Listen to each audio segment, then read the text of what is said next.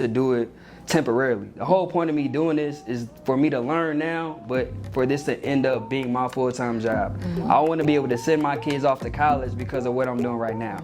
Hello everybody, my name is Jahari Burnett and I'm the owner of Kozy Vintage, and this is Stay Coded, The Conversations.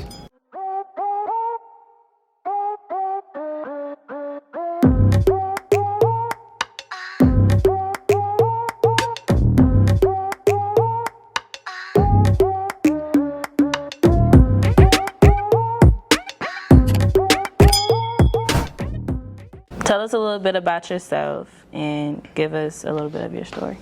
Okay, well, I'm originally from Columbus, Ohio, but you know, I grew up as a military child, so I moved around a lot, and so ended up in Elizabethtown, Kentucky somehow, and then learned a little bit more about college and, you know, WKU and what that was, and so went to a different school and then ended up coming to WKU, and so ended up majoring in marketing sales, and once I graduated I ended up in higher education working as part of the philanthropy team for WKU. And so now I'm a little bit in between jobs. I'm not really sure if higher education was something necessarily that I wanted to do. It was a great opportunity and allowed me to gain experiences that I probably wouldn't have gained if I was elsewhere. So right now I'm trying to figure out honestly what it is I want to do with life. I think a lot of people are in this position really just trying to figure out what it is that they want to do, where they want to go, and just kind of, you know, pace their steps out. So that's kind of a little bit about me right now. Yeah, so tell us a little bit about your business.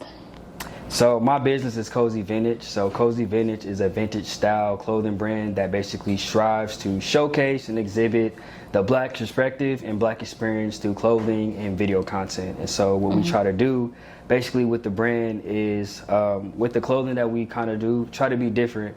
And so try to create clothing that curates things that I'm a part of and that my target audience is a part of. So what that may include is clothing that represents Black students and alumni of universities and colleges, specifically WKU, which is my alma mater, and then also Greek Divine Nine. So try to curate vintage designs for them as well, and just try to do a little bit things differently. There's not really many businesses and companies out there that are doing something specifically for them, and if they are, it's typically the same type of clothing that you see all the time. So try to do something for the Divine Nine, as well as maybe even bootleg t-shirts that you may see from, you know, like the 90s and everything, but make it with today's trends. And so those are some of the things that I try to do with my business. So tell us, you know, what inspired you to become a business owner? It's low-key a long story. It's fine, we got time. It's fine. So basically my whole life growing up, my pops, he's from Flint, Michigan, and so he always taught me to be my own boss, be a hustler, make sure I do my own thing and be an entrepreneur. That was always preached to me. And my dad, I'm not exactly sure, because he's not an entrepreneur, so I'm not exactly sure why he was always preaching that to me. I'm not sure if it was based on the situations that he was going with his job, or if he, you know, kind of felt some type of way about not necessarily accomplishing some of the things that he wanted to accomplish at that age and at that time specifically. And so those little nuggets of him preaching it to me was, you know, kind of set little seeds in my brain. And so like I said, I ended up moving. I was a military child, so I moved a lot. So I got a lot of different experiences. And so one experience was me moving to a suburb called Naperville, which is about 30, 45 minutes or so from Chicago. And when I say suburb, this is like a real suburbs, like the suburbs for real. And this is my first time really being around a lot of different ethnicities and races, because I was only around majority Black and Hispanic people. And so during this time, it was a lot of experiences and a lot of things that I was opening my eyes to that I had never seen before. And so during that time, I ended up becoming best friends with this guy named Stephen Nicola. I remember to this day. And me and Stephen, we was tight, you know what I'm saying? And so one day, like I said, Naperville is a suburb. So these are filled with houses, bigger than I ever seen in my life. But one day, you know, he was like, hey, I'm going to visit my grandparents or whatever for the holiday break. Do you want to go with me? I'm like, yeah, cool. So his grandparents lived in Michigan. I can't remember the exact city, but they lived in Michigan. And when we pulled up to the house, I was in awe. This was the biggest house I had ever seen in my life. I mean, they had an elevator in the house, they had a pool, and not just some rinky-dink pool. I mean a full-size swim pool, full-size gym, a theater, movie room, computer room, you name it, they had it. And for me, like I said, this is my first time being around different ethnicities.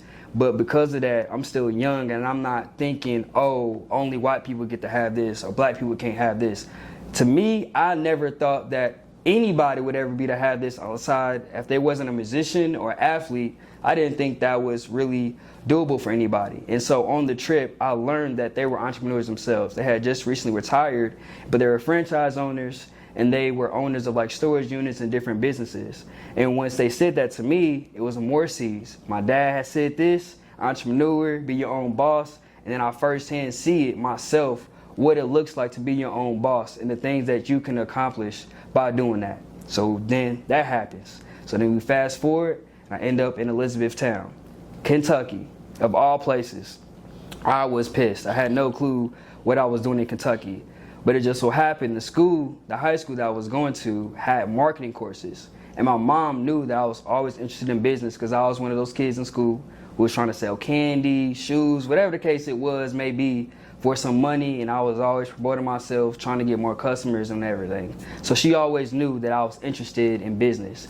And so she was like, Hari, this is the school for you. They got marketing courses over here. You can learn more about it. So once I got into the school and enrolled in the class, I learned more about marketing on the academic side of things, like product, place, promotion, all that type of things. And we had to do little things like projects. So I'm learning more about marketing. So now I'm like, wow, I've been doing this the whole time. I didn't even know it. So now my interest is getting more into it. I'm like, oh, I want to do different things. And so I get into college and then it becomes my major. And so fast forward then now COVID happens. And I didn't had internships, and then I had just recently had an internship. It was a door-to-door sales internship in Texas. I will never forget this. It was a huge waste of time. Door-to-door sales was something that it just wasn't for me, and the internship didn't necessarily go the way that I thought it was going to go. And so with us being in COVID and having a lot of downtime, I just sat back and I thought about it, and I'm like, look, you done had all these different little experiences with business. You done had people tell you, hey, I like this, I like that, about you, about yourself, and you know you're naturally good at it. And so during that time, I was like, you know what, I'm gonna go ahead and start my business. And so then I kind of thought about a few things I was interested in and what I liked and what I would want to do, and that's kind of how I came up with my business. That's a really good story. Yeah, it's long. I love that. So what's been the hardest part so far about starting your business? I got a lot. I'll say just trying to discover my identity as a business, consistency, and then just having self-confidence in myself as a business. So when I say identity, I mean when I first started, like I said, we're in COVID. So at this point, I'm trying to like slowly just come up with stuff, but I'm also trying to tell myself, Jahari, just go ahead and do it. So the first thing I do, I throw something out there. Boom. I started with, it's called Jay's Kicks and Thrift. And I started it, put it on Instagram. I'm like, man, I don't know what I want to do, but I'm just trying to do it. And I was doing it, and I did it probably for about 2 weeks. And I'm looking at the logo. I'm looking at the name. I'm like, nah, like this is not me. This is not what I want to do, because the whole point of me starting a business is not just to do it temporarily. The whole point of me doing this is for me to learn now, but for this to end up being my full-time job. Mm-hmm. I want to be able to send my kids off to college because of what I'm doing right now. Mm-hmm. So it took some time for me to really discover my identity and what I truly wanted to do, and even my target market. I knew who I wanted to target, but I just didn't know exactly how to go about that. Mm-hmm. So that was one thing. Another thing I said was consistency. So obviously I'm within my senior year, and then I started to really pick it up when I graduated and had my 9-to-5. So I think as young adults, we're eager to do our own thing, but I think once we get that job and our money starts coming in and it's pretty good, it's easy for you to start becoming content with the lifestyle of the regular 9-to-5 and easily neglect your goals and the things that you wanted to achieve, because ideally you made it. You graduated college, you got a job, you're making money, you're able to pay your bills, so you like, what else is there to do? Mm-hmm. And so I think for me, it was hard because I'm like, Lou, this wasn't even on your mind, so you need to direct your focus and get over here to this business right now and utilize the experiences, utilize the finances that you're getting from this job and put into your business. So that was one thing I was messing up with. And then the last thing that I said was just having confidence in myself as a business. So as an individual, I'm very confident. A lot of people who know me, you know, I'm pretty confident in myself. But as a business, I think sometimes when we don't feel like we're at where we want to be, you're not as confident. And it's very hard. People don't speak on how hard it is to have a business. And when your followers not looking like how you want it to look, or you do something and it's not looking how you want it to look, you're like, is this the right thing for me? Am I doing things right? I just think over time I learned that consistency and that confidence goes hand in hand. If you can't be consistent, you're not gonna have confidence because you're not being consistent with your work. So you're never gonna learn. You're gonna keep making the same mistakes. You're gonna keep doing the same thing over and over again. So you're not making no progress. So I would say those are some of the things that I kind of dealt with, you know, trying to enter my business. Those are things you're going to continue to fight. I'm telling you, every single day. I know it. It's a fight, for real. But the thing I've been hearing lately is like that time going to pass anyways. You might as well do something with your day. Right. Like, you might as well do it because, I mean, the time going to pass, you're going to look up and be like, dang, you know? Exactly. And I think a lot of times we rush results and we rush journeys. I definitely rush. That was something I had to learn is that, you know, also comparison. So I think with social media, it's very easy, especially for me, to compare myself to other people. And I'm like, man, look, they doing this right now. I'm like, man, I'm not even doing that. And so I think to realize is that everybody has their own journey and everybody has their own path. And so sometimes there's some people out here that's able to get it like that. Other people, you got to go through some things. And that's what I had to learn is that, look, everything's not going to come easy. You have to go do these things. You have to fail. You have to. Otherwise, you're really not going to succeed and reach those goals that you want to reach at the end of the day. So I definitely agree with that. Agreed. That's going to bless somebody. So what does a day in the life look for you right now? Yeah, so right now it's a little bit different. Like I said, I'm in between and trying to figure things out a little bit. But right now, a day in life looks like, so I try to wake up 6, 7 in the morning, eat breakfast, and I head to the gym. Hey, look, I'm trying to look good, you know. But it's also just good for my mind and just it feels good to accomplish something early on in the day. So I try to do that. And then I just try to handle some work. So obviously I still got things that I got to take care of, even on the professional side, even though I'm between jobs. Still got stuff to take care of. So what I like to do is I try to designate time for each thing that I have to do. So if I got 3 hours for this, I try to dive in 3 hours specifically for that thing. Otherwise, I'm going to procrastinate because I'm the best procrastinator there is in this world. So if I don't designate time, I'm going to, you know, not get things done. So handle that stuff, do what I need to do for the day. Probably around this time, it's about the afternoon, about 2, 3 o'clock or so. So I like to digress and take some time to myself because I know if I've been working all day or doing something all day out and about and I try to jump into something else, that's not going to happen. I got to turn the TV on. I got to hop on social media real quick. So instead of doing all that, I just give myself the time to digress, give myself 2 hours or so. And then I'm like, okay, after that 2 hours, now let's go into the business. So each day I try to either finish the design, work on the design, or plan something out.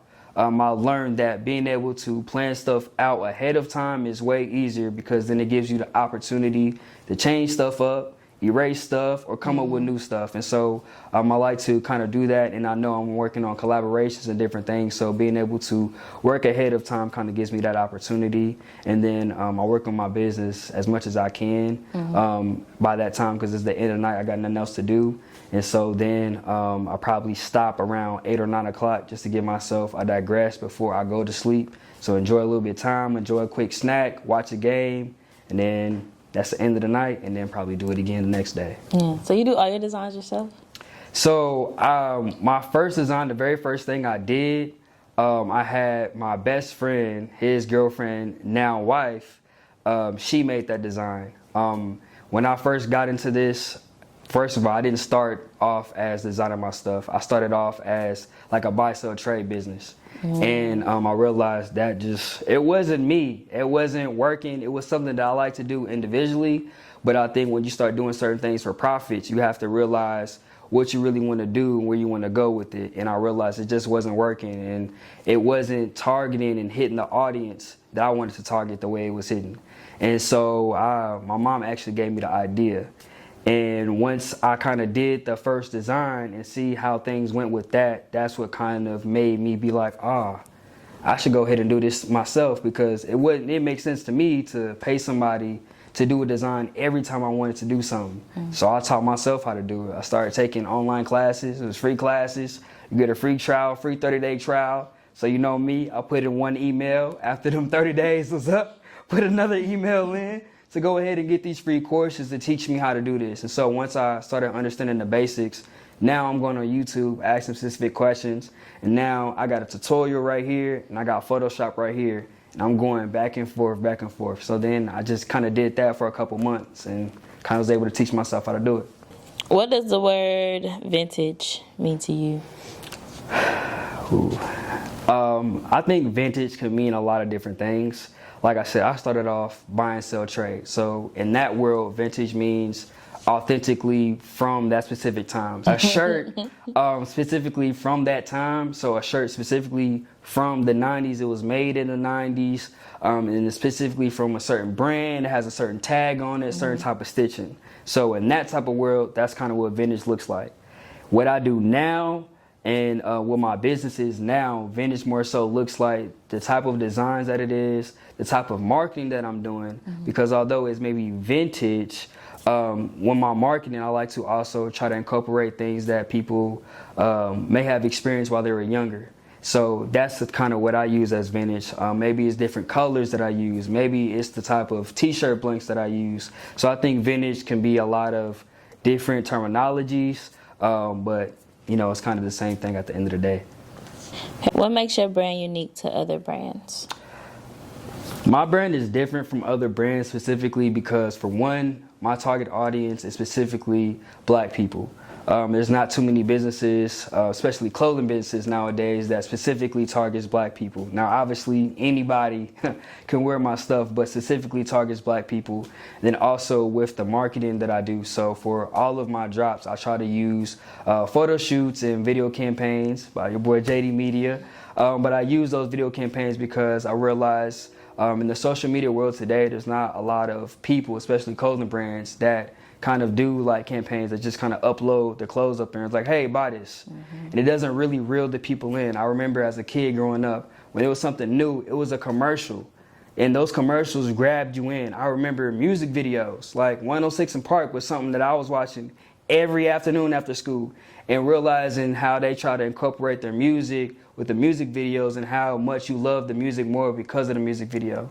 So I try to incorporate that with the type of drops that I do for my clothing and my brand, and then also the video campaigns and the video things that I do with my business is outside of marketing. I try to go to local events and different parties or whatever the case may be to capture those real life experiences and get those people a part of the community, get those my friends and get those people that are coming to those events on camera and make it look like something and go ahead and edit it. And I think that is one of the best things that people like about my business. So I think that's kind of how it differentiates me from everybody else. How do you see your platform growing in the next 3 to 5 years? Man, 3 to 5 years. It seems like so long ago, but it's like around the corner. In 3 to 5 years, my hopes are to be in the process of making my way out of my professional career, or already out of my professional career, and this is my full-time job. That is my hopes in 3 to 5 years. 3 to 5 years, I hope to have a couple collaborations under my belt with both different businesses around the local community or within the country, and then also like clothing brands, local clothing brands, because there's a lot of people that are grinding and doing their own thing, and I want to shine light on that because we all trying to make it at the end of the day, and we're all different. And so there's some collaborations and businesses I would like to work with, so I like to do that. And then 3 to 5 years, I'd also like to leverage having different streams of income for my business, because I don't want to be just clothes. Like I said, I'm here for longevity, and I'm not just trying to do t-shirts and sweatshirts. There's a lot of different things that I wanted to do, such as festivals, events, and so 3 to 5 years I'm looking to at least have done one of those things or in the process of doing those things and kind of being different. If you would talk to your younger self, what advice would you give? That's a good question. My younger self.